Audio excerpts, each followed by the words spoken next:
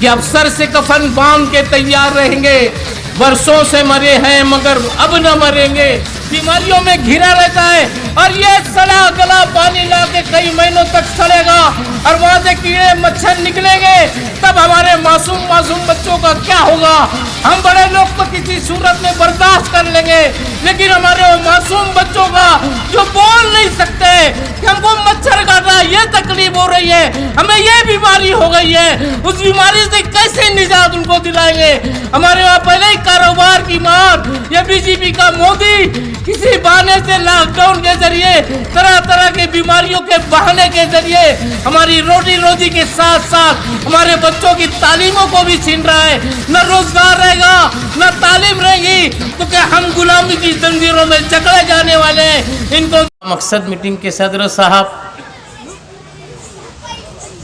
यहाँ मंच पे हाजिर हमारे उत्तर महाराष्ट्र के सदर डॉक्टर खालिद परवेज साहब, राजू गाइड साहब, सौरभ आदमी साहब, लईक हाजी साहब, समीर सर साहब और मंच पे बैठे हुए तमाम हमारे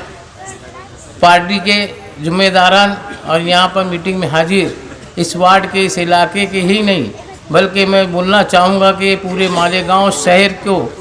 फिरका परस्ती के खिलाफ बेदार करने वाली शख्सियतें यहाँ पर बैठी हुई। मुझे वो ज़माना याद आ रहा है कि 1972 से लेकर मालेगांव शहर में कई फसादात हुए जाराना फिरका परस्ती की वजह से, लेकिन आज उससे भी ज़्यादा जहरीला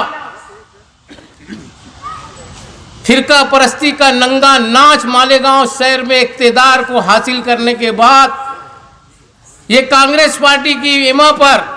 शिवसेना बीजेपी वाले मालेगांव शहर की आवाम के तमाम टैक्सेस के पैसे को अपने इलाकों में ले जाने के बाद उन्हीं पैसों को वापस रिटर्न करके हमारे मुसलमान इलाकों के अंदर उनकी गंदगियों को पहुंचाने का काम कर रहे हैं। भाईगांव, सोयगांव, कैंप का इलाका, कलेक्टर पट्टा, संगमेश्वर के तमाम गंदे पानी को लाकर मासूम शाह की दरगाह के सामने डालने का काम किया जा रहा है। अभी हमने देखा महीना 2 महीना ही हुआ कि उस इलाके में कितनी भयंकर बीमारी फैली। क्यों फैली? कि गंदगियां उनके वहां पर है, उनके ज़हनों में भी गंदगी है कि आज वो पूरी गंदगी लाकर हमारी मज़ार के सामने उसका तकद्दुस पामाल करके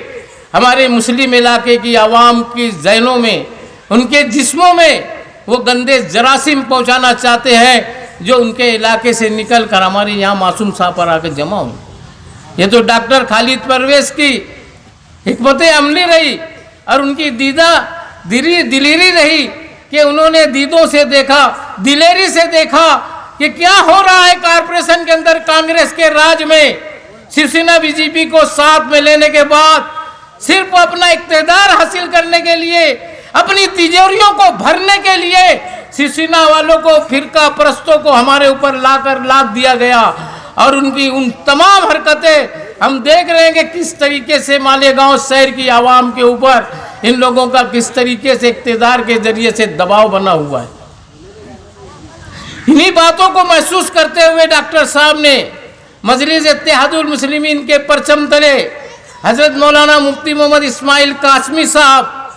और हमारे सरपरस्त यूनुस ईसा साहब, इन तमाम लोगों की सलाह मशवरे से ये बात तय हुई कि इन फिरका परस्तों को मुंह तोड़ जवाब दिया जाए।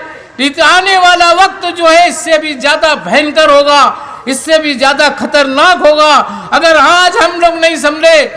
आज हम देख रहे हैं किस तरीके से बाप बेटों ने 2 दुकान लगाई कि किसी भी सूरत में इक़्तिदार हमारे पास रहे। इन बाप बेटों की दुकान यकीन जानो इक़्तिदार को हासिल करने के लिए ही नहीं है बल्कि शिवसेना बीजेपी को मालेगांव शहर के इक़्तिदार पे लाके लादना है। ये कांग्रेसी लोग कहते हैं कि मालेगांव शहर में हमेशा शिवसेना के साथ इक़्तिदार हुआ, तो लेकिन जिन लोगों ने भी इख्तियार किया उनको जूते के पास बैठा के रखा, लेकिन ये शेख रशीद खानवादा ने उनको इख्तियार के मनसब पे लाके बैठाया और आज उन्हीं का भुगतान हमको भुगतने के लिए देखा जाने वाला है कि मासूम सा कुट्टी के ऊपर लाके उनकी गंदगी डाली जाएगी और तरह तरह के हमारे शहर के ऊपर जो है उनकी आफतें आने का काम और उनका सिलसिला जारी है। मैं यही कहना चाहता हूं कि ना तो कांग्रेस पार्टी, न राष्ट्रवादी कांग्रेस पार्टी, न शिवसेना बीजेपी मालेगांव शहर में अब इख्तियार हमको इन लोगों का नहीं चाहिए। अगर शहर की भलाई चाहते हो, इस शहर के तकद्दुस को हमने को कायम रखना है, उसकी इज्जत को बरकरार रखना है, जो पूरी दुनिया के अंदर हमारे शहर ने इसकी पहचान बना के रखी कि हम हर जुल्म के खिलाफ, हर फिरका फिरस्ती के खिलाफ मुंह तोड़ जवाब देने की ताकत रखते हैं। हमारे शहर से ही पूरी दुनिया के अंदर तहरीकें चलती है हमारे शहर को देखने के बाद। तो मैं ये कहूँगा डॉक्टर खालिद परवेज साहब से कि हमको जो है मासूम साहब पे भी धरना देना है, कारपोरेशन पे भी धरना देना है। मासूम शाह के चौक पे बैठकर हमको धरना देके आवाम को उजागर करना है, उनको बताना है कि किस तरीके से फिरका परस्तों ने एक साजिश के तहत शेख रशीद खानवादा और शेख रशीद की एमा के ऊपर और उसकी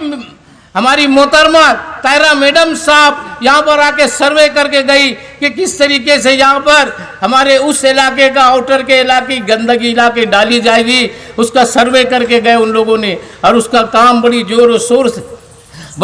शोर से जारी और सारी है। तो बताइए आप लोग इस तहरीक में किसी के बहकावे में ना आते हुए अपने बच्चों के, अपने घर वालों की सेहत के लिए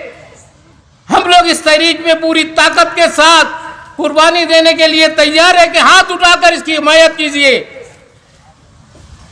अल्लाह आप तमाम लोगों को जज़ाए खैर दे,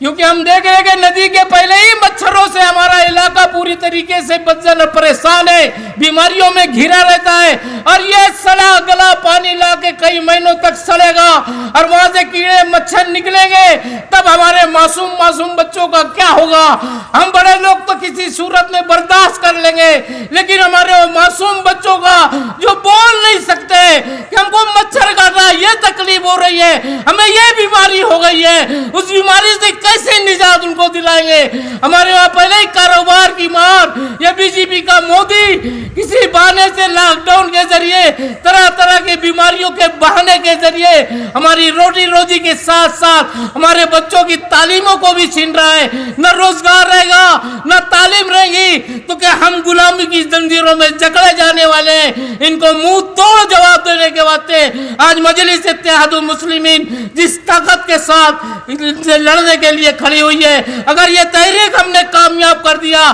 तो पूरे महाराष्ट्र के अंदर फिरका परस्तों के खिलाफ एक जबरदस्त तहरीक खड़ी होगी और यकीनन बैरिस्टर असदुद्दीन अवैसी साहब की क़यादत में और महाराष्ट्र में इम्तियाज जलील साहब और मुफ्ती मोहम्मद इस्माइल कासमी साहब और डॉक्टर खालिद परवेज साहब के मशवरे से पूरे महाराष्ट्र के अंदर हम इस तहरीक को जोरों शोर से जारी और सारी करेंगे। यही बात बोलकर मैं आपसे जुदा होना चाहता हूं, क्योंकि डॉक्टर खालिद परवेज साहब इस पे सैर हासिल तफसील से तकरीर करेंगे और बताएंगे कि हालात किस तरीके के बनने वाले हैं। मैं देखता हूँ हमारे शहर के, हमारे इस इलाके के लोगों को किस परेशानी से मुब्तला होकर हम लोग जो है हमारे बच्चों की परवरिश कर रहे हैं, हमारे घर के खर्चे को चला रहे हैं, हम सब कुछ समझते हैं। और ये किस तरीके से कांग्रेस वाले हमारे ऊपर ये तमाम चीज़ें लाकर लादने की कोशिश कर रहे हैं। फिर मैं यही कहूँगा, ये शेर लोगों को लगता है कि बार बार बोलता हूँ, लेकिन ये शेर को कहना इसलिए कि अफसर से कफन बांध के तैयार रहेंगे, बरसों से मरे हैं मगर अब न मरेंगे, जुल्म करेंगे न कभी जुल्म सहेंगे। कांग्रेस बीजेपी शिवसेना की इस फिरका परस्ती का मुंह तोड़ जवाब देंगे। अल्लाह हाफिज।